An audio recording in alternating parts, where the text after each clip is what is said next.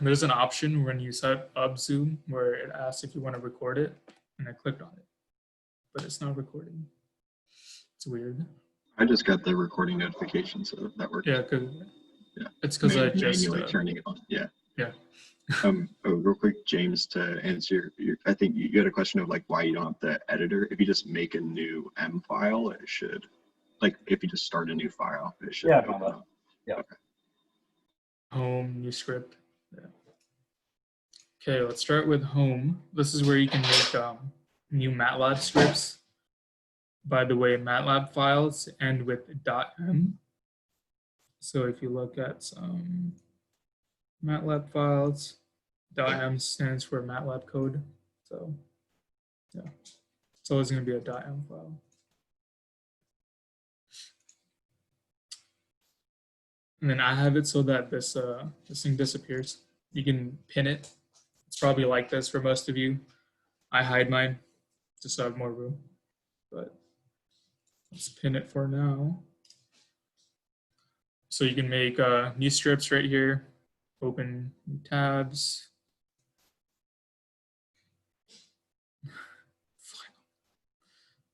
Okay. And then, yeah, all this stuff, you're probably not going to need preferences. You can, again, change your color, your background color, all that stuff, and customize everything, dark mode.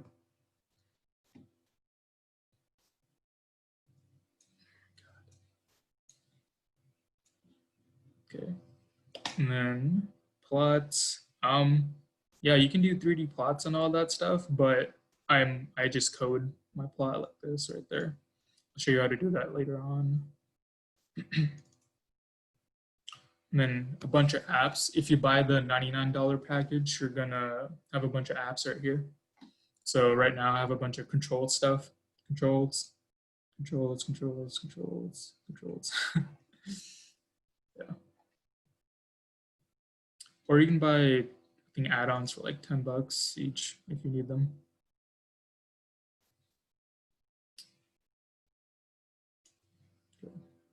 And then you have the editor. You can open files over here, save them.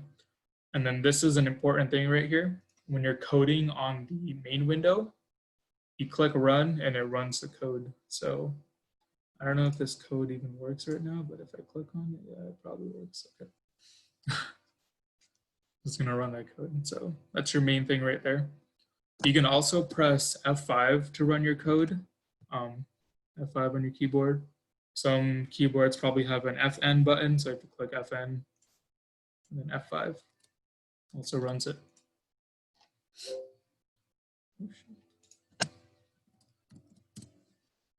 Okay. And then publish, I've never used this, but I guess you can edit your text. And then view all this, customize all your windows. So that's your main window. This is your current folder. It shows you all your folders. You can click this and it'll show you every single MATLAB folder and file on your computer. Click that. You can open a MATLAB file from any of these. I have a bunch, so showing a bunch. And I also have Excel files that I import to MATLAB, so it's going to show all of that too. And then over here, by the way, you can do this to extend it. This shows you your variables and what's in it. So if I write motor V right here, my motor V is 213. So if I write motor V right here, it's going to show 213. So I don't have to type it right here. I can just go over here and look at it. It also shows you how big your matrices are. This matrix is around 6,000 by 1. This one's 1 by 3. So that's really helpful, especially when you're like adding or multiplying. You want to know the exact size of your matrices. And then this right here is the command window. It's basically your history of everything you've used. I don't think I've ever cleared this, so yeah, probably goes all the way to February. If you want to clear it, you just right-click on it, and then you could clear command history. or you can click on a single one or delete it, all that stuff. This window on the bottom is my favorite window. It's like it's called the command window. It's like a scratch pad, basically. You can do, all your quick calculations. I use this more than my calculator because it's on my computer. All my homework's right here. I can just click on MATLAB and just do easy calculations. So let's start with some basic math stuff. So 2 plus 2, 2 minus 2. It's pretty basic on that. If you want to do multiplication, you just do the star symbol. And you got that. Division, like that. Something to the power of something. I forgot what this is called. Not tilde, but exponent. If you want to do an exponent, you do that. And then here's where it gets tricky. If you want to do something to the 10th power, you do so like 2e10. Get that. So e isn't what was it, 2.16 or whatever number that was. I don't remember what e was, but it's yeah. So e isn't the 2.1 whatever number it was. It's going to be a to the 10 power. And then if you want to do a square root, you write sqrt, 4. Square root of 4 is 2. It's going to give you that. And if you look at here, it's always updating this variable. Whenever you write in the command window, your output variable is always answer, just because, and then this is always going to update. So see if you write answer again, it's going to bring out 2. Like that. And then logarithms, log, same thing, ln. Oops, not ln. Well, I haven't used ln in a while, so don't know, forgot how to do that. Let's see, something that I recently did. Let's do factorial, which is when a professor says, I don't think you can see that, but it's an exclamation point. To do a factorial, oops, you do this. Then you get the factorial of 20. And then, do you guys want to see any more functions? Like trig stuff? Are there also increments? Like, I'm more familiar with Java, so it would be like 2 plus plus would become 3 after the operation happens. Do you also have that in C? Oh, yeah. So I'll do that in the code right here. On this command window, it's just basic calculations. So if I do that, I don't think it'll work. Yeah. So you have to code it on here to do that. How do I open up a workspace tab like the one you have to the right, where you have different variables? Is that just save matrices? I think it's not there for you. I just open up vanilla MATLAB and I don't see it under there. Find it sooner or later. Okay.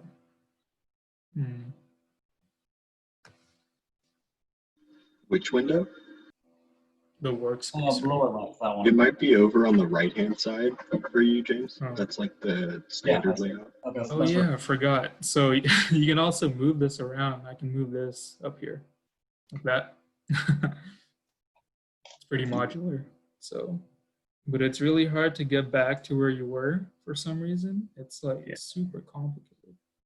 I can move this here, and now things like combined. Okay. That's actually really helpful. I only have like 13 inches of screen real estate, so that's perfect. Yep. Since I never look at this, I just make this as small as possible. And then since I do a lot of coding on here, I don't really use the scratchpad that much unless I'm doing some like simple math stuff. I just minimize this so I can have as much workspace as possible. All right, found that. How do I find the command history? That isn't super important. Right here, it might be a small screen somewhere on the left side, if I remember. I moved these around like a while ago, so I don't know what the original MATLAB looks like.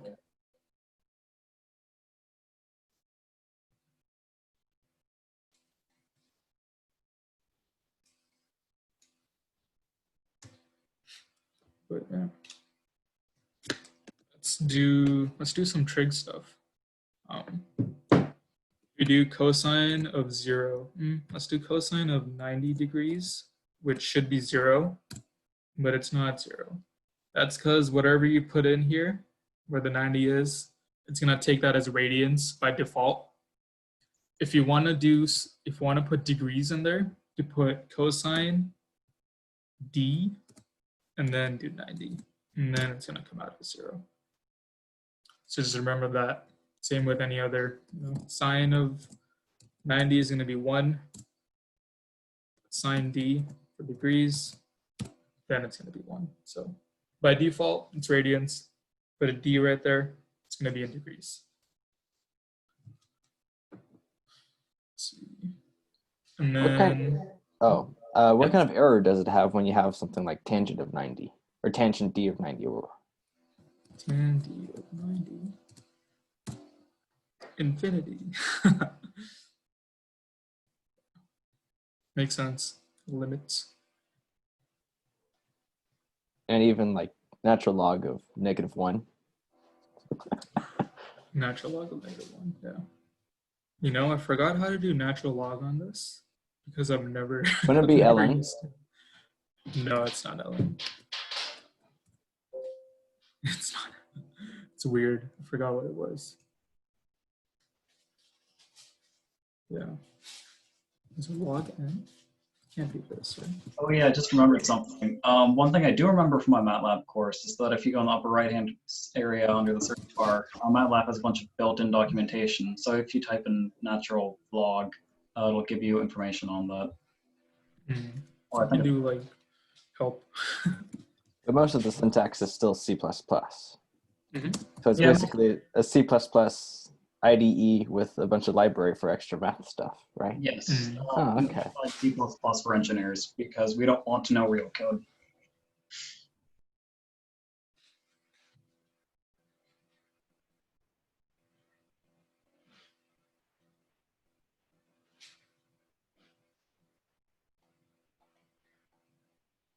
Okay. I'll read that later. So you see how I have a bunch of stuff right here, and I want to clear that. I just write CLC, gets rid of everything. And don't worry, if you accidentally did it, you can go back here and you can click on whichever one you want. You can also hit the up arrow on your keyboard and you can go back to everything. So I put CLC right there in my command history on the right side, CLC. If I go up, it's going to say log n of -1. So it just goes through your history. If you keep hitting the up, you can go down too. So that's really good.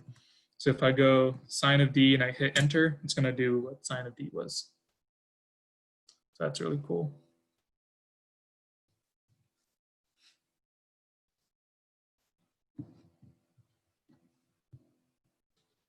Do you want to learn any more functions or suggestions? I'm kind of curious about 3D graphing, but we might not get to that. Like, where is it? I think it's an IDK. Like this.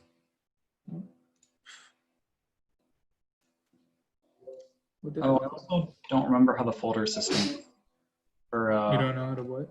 Or I'm blanking. I remember there's some special things you need to remember about the current folders and where you can reference other MATLAB codes and other MATLAB scripts. Mm-hmm. Yeah, that'll come later. Today is just the basics, just to get you started. Next class, I'll do plots. That's going to be pretty helpful. Oh, if you want to learn how to do integrals and derivatives, which I wasn't taught how to do that in my MATLAB class, what you do is you set up your variable. So x, then I write y equals int of x squared, which should give me x cubed over 3. Yeah, x cubed over 3.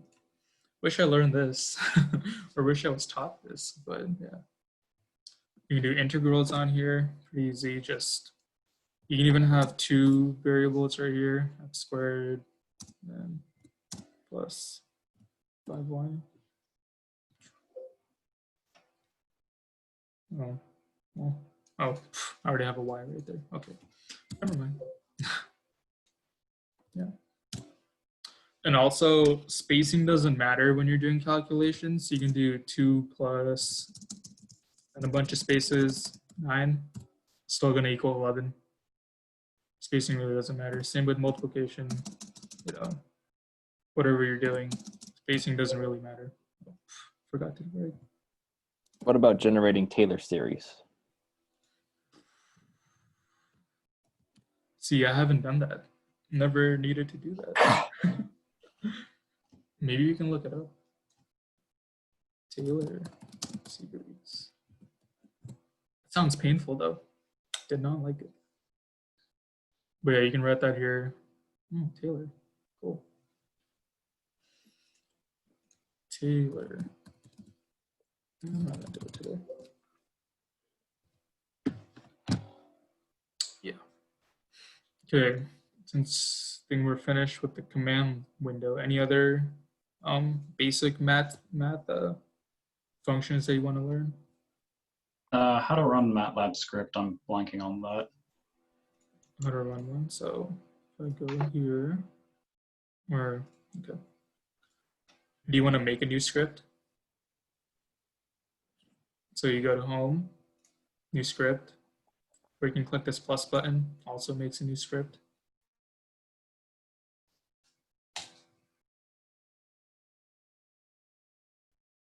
Did you get it?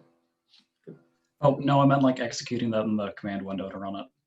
Or do you You just just click? hit enter. So 2 plus 2 and then enter. No, I meant like if you have a script under the editor area and then you execute that below it, you just type in the file name, like if you want a 2 plus 2 and Oh, no. So you stay on this window. It's highlighted with blue. Go here and you click run. okay, so it's under editor. Or you can do F5, FN F5. That also runs it. Okay, and F5. So control enter if you have like a section of code. Control enter. What do you mean? Yeah. Section of code? Yeah, if you use like double percent symbols, you define like a section. And then if you're within a section of your code, it'll just run that Like this section. right there.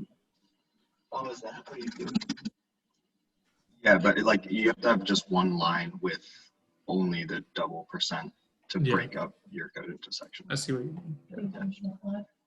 Yeah. Learned that earlier today, so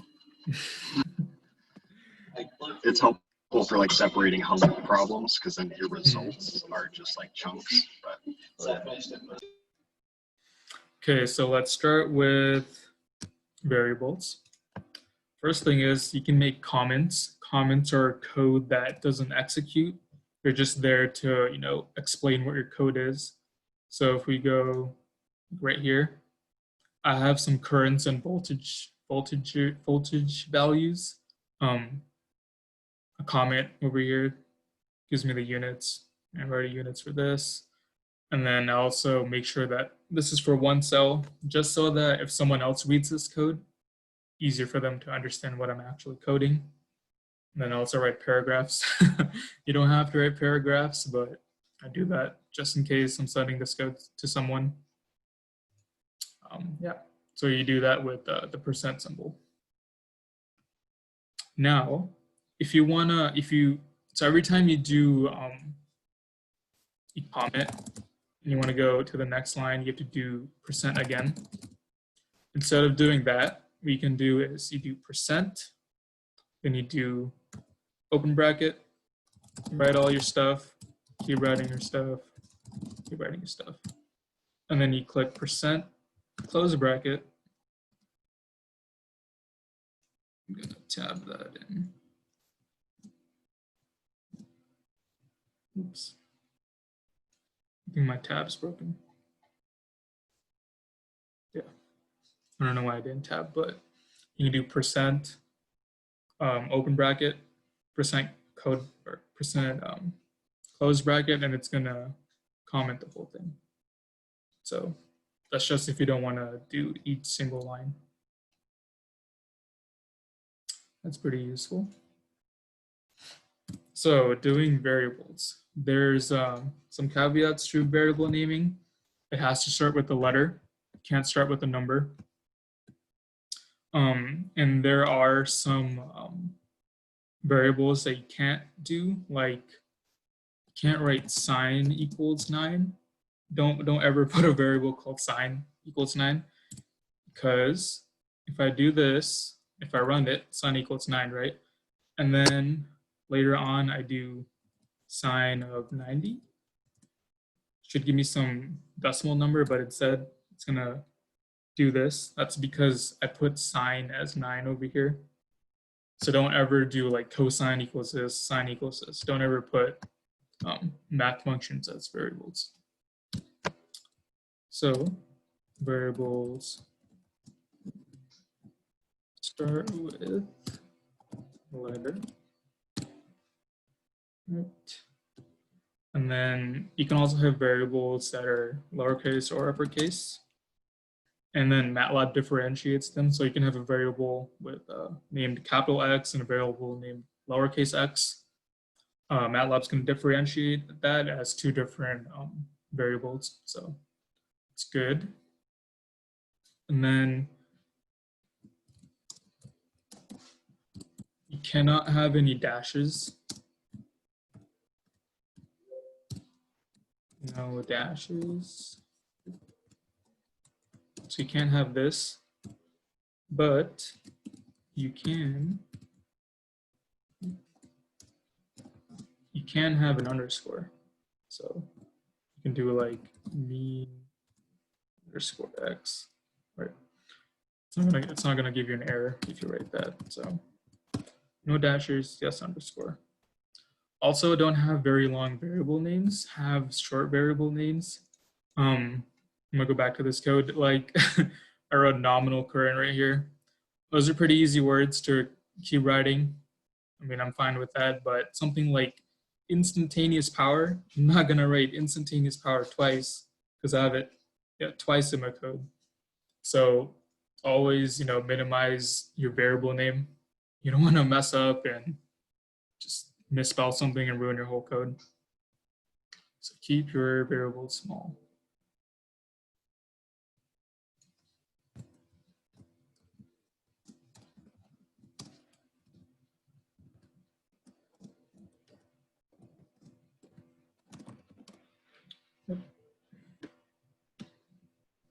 Okay, so let's do an example. Sorry, what are you saying with the lower uppercase that you could just have it either way? Yeah, so if I do x equals 9 or 8, and then x equals 9, MATLAB's going to differentiate that. So lowercase x is 8, uppercase x is 9. So even though they're both the same letter, doesn't matter if it's upper or lowercase. MATLAB differentiates that.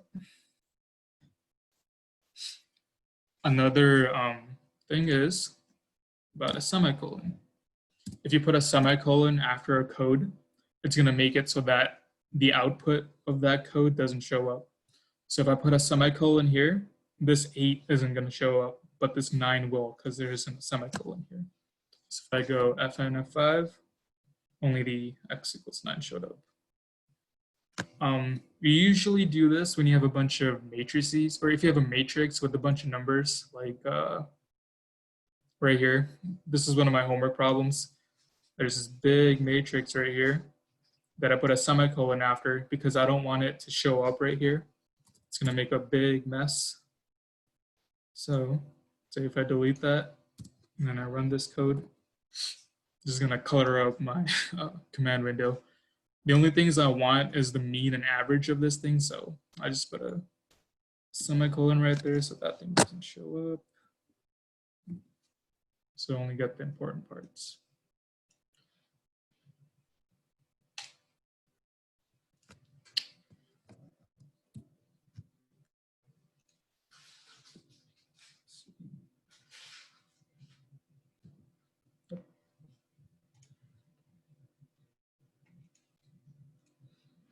And then if you want to make something a variable bold, just because you want it to stand out, you do double. It also separates it, like what Oliver said. So you can write this, make it bold, and all that stuff. Separate all your homeworks or whatever code you're doing. I just use it to bold everything, just because I want it to stand out.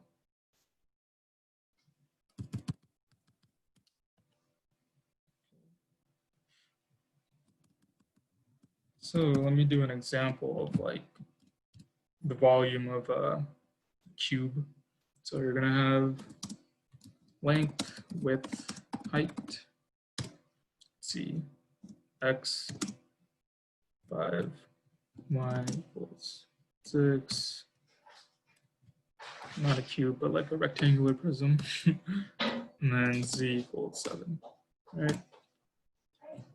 And then see, volume equals x times y. See. And then I run this code. Now, I don't want all this to show up because I don't really need to see it again. It's always going to be up there on my command or on my main window. I just want to see what this is, so I don't put a semicolon after this. And then I'm going to hit FN5 to run it. Oh shit, that's my first mistake. Made a capital. Yep. So that's how you do variables right there. Concise, pretty small variables. You can write names of the two. Have an underscore.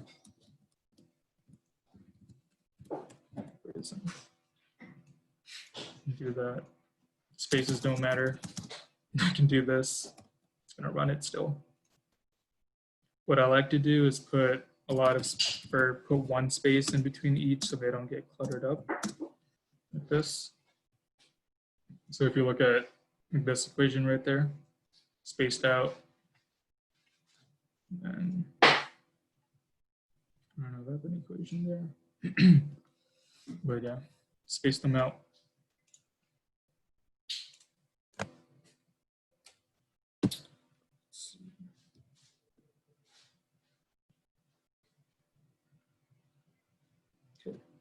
Are we good so far? You want to learn anything else about variables? Any questions about those? I'm kind of curious about an array, like 0 semicolon 0.1 semicolon 6. That means you're creating a series of numbers in between two sets. How does that work? Okay. So let's learn about matrices.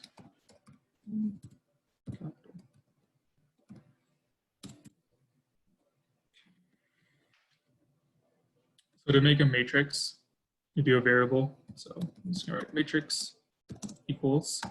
This starts your matrix. You can either do comma or you can do no comma, but you gotta separate them with spaces. So if I run that, it's the same thing. So putting the comma doesn't matter. I don't put it in there because it makes it look messy. I just use spaces to separate them. Another thing you could do is make columns and rows. So if you do 1,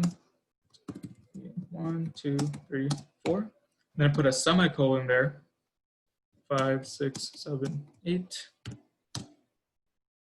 Then 5. This semicolon makes it so that anything after that is on a different row. So 1, 2, 3, 4 before the semicolon is on the first row. 5, 6, 7, 8 is on the second row. Because of that. Again, space does not matter. You can run that, same thing. Space everything out. I'm gonna put a semicolon there so this doesn't keep showing up. And then always clear everything so I don't get confused on what's what.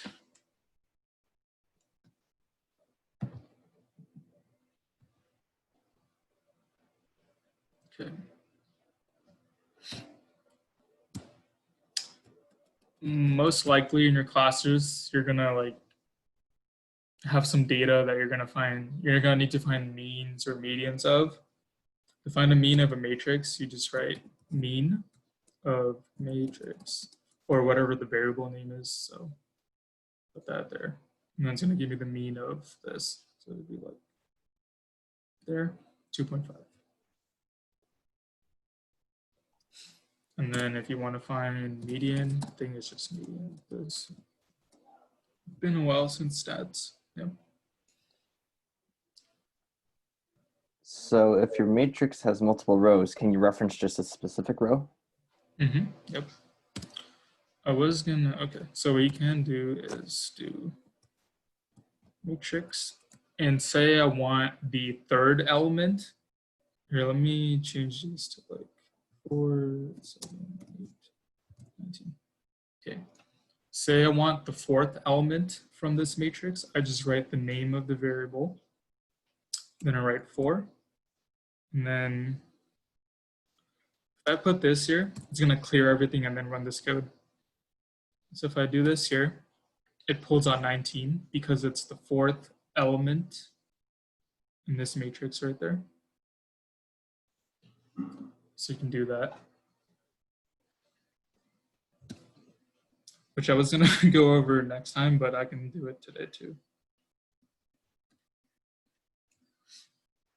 Also, I'm going to show you this. If you just go on Google and you write matrix MATLAB right here. I use this a lot. It really helps you with coding on MATLAB. Sometimes I can't answer everything, but this can. So I always use this. So this helps you with all the, so this is everything I've taught so far.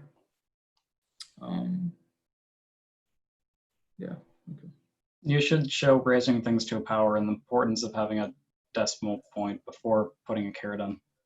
Yeah, I'll get to that after. I have some more matrix stuff that I need to show. So we do this.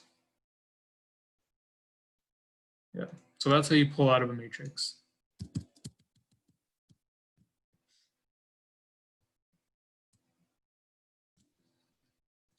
Let's see. And then say you want to multiply, okay, I guess I'll do that. Say you want to multiply 2 matrices, you do the variable name of the first one. And then instead of just doing this, oops, that's yellow. Make sure when you multiply matrices, put a dot right there. Because when you do matrix multiplication, it's not like normal multiplication. Matrix multiplication is not like normal multiplication. So always put a dot whenever you do multiplication or you do division. I don't know if you can see that when it's yellow. I think I can change the color for that. Let me do that real quick. Okay, maybe it's somewhere else. But yeah, just make sure you put a dot before anything. So if I do this, then at 5, we'll just multiply everything. So that, or if you want to add, oops.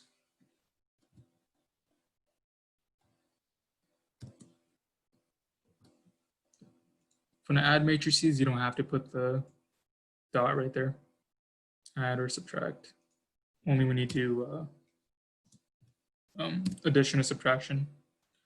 Say you want to raise the first matrix, or you want to raise the second matrix to the power of 2.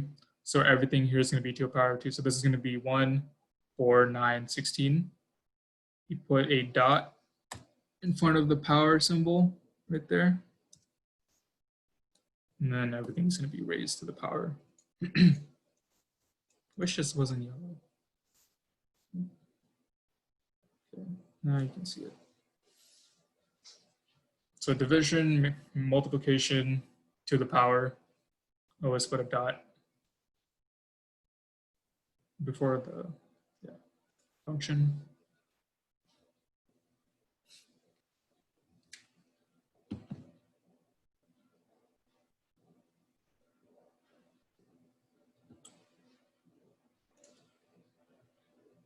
Any questions so far?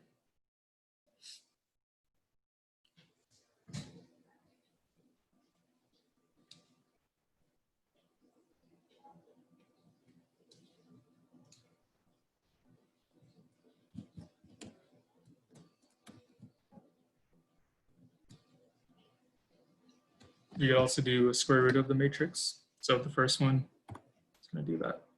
Square root of everything right there. Say you had a bunch of rows too. So 3.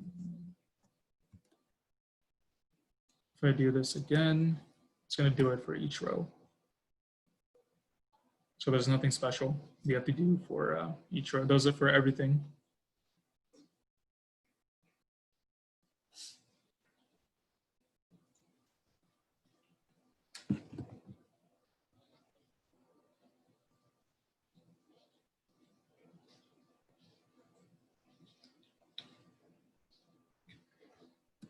And then before I end this, I'm going to link the MATLAB book that we have in our library. So if you go to the VMS drive, I don't know if this is legal or not, but we have a drive with a bunch of books, and the MATLAB book is somewhere in here. Think of it as a shelf in the virtual version of the club room where everybody exchanges textbooks. Yeah. I think if I just read it, I know the author.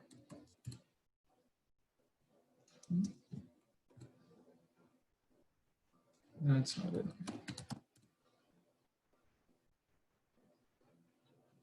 I think that's it. Yep. Okay. Just gonna link that in the chat.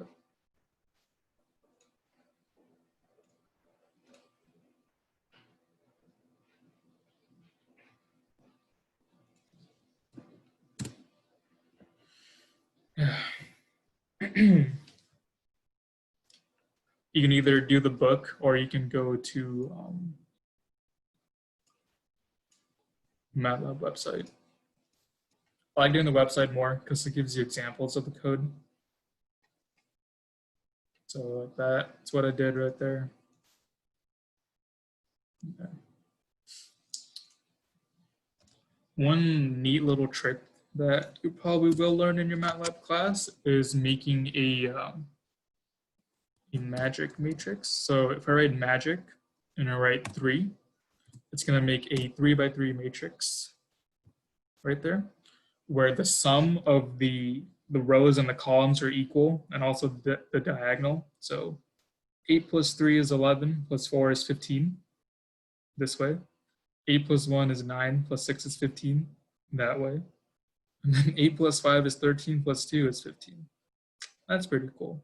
Never used it before, probably never will, but it's a pretty neat little trick where they all equal each other. So you can do magic 10 by 10 matrix. I'm not gonna add all of them, but yeah, they're all gonna equal each other, horizontal, diagonal, vertical.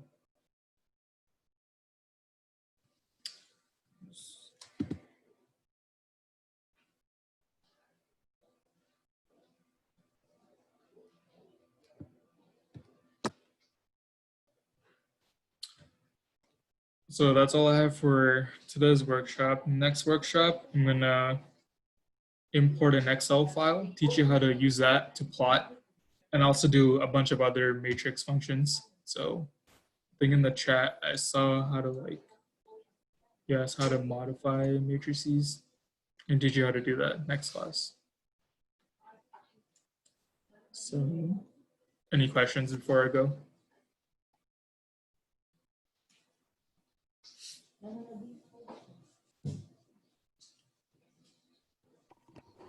I think it would have to be added to the Google Drive to get the copy of MATLAB for Engineers. Are you using your PSU account? Yeah. You need a PSU account to access everything on our drive. Okay. Great. Small part of me is paranoid that there might be viruses inside of this, but I'm going to guess it came from a credible source, not off some sketchy website.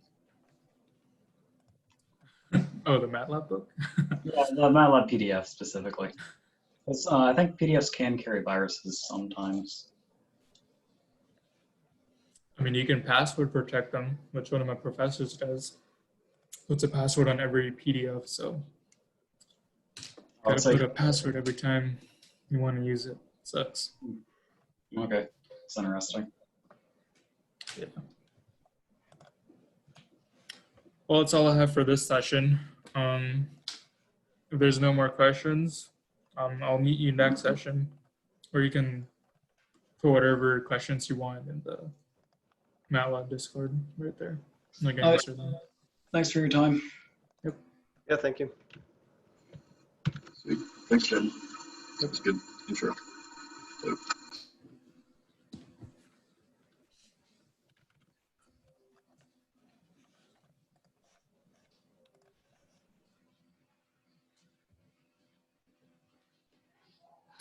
Hey Gary, what's up?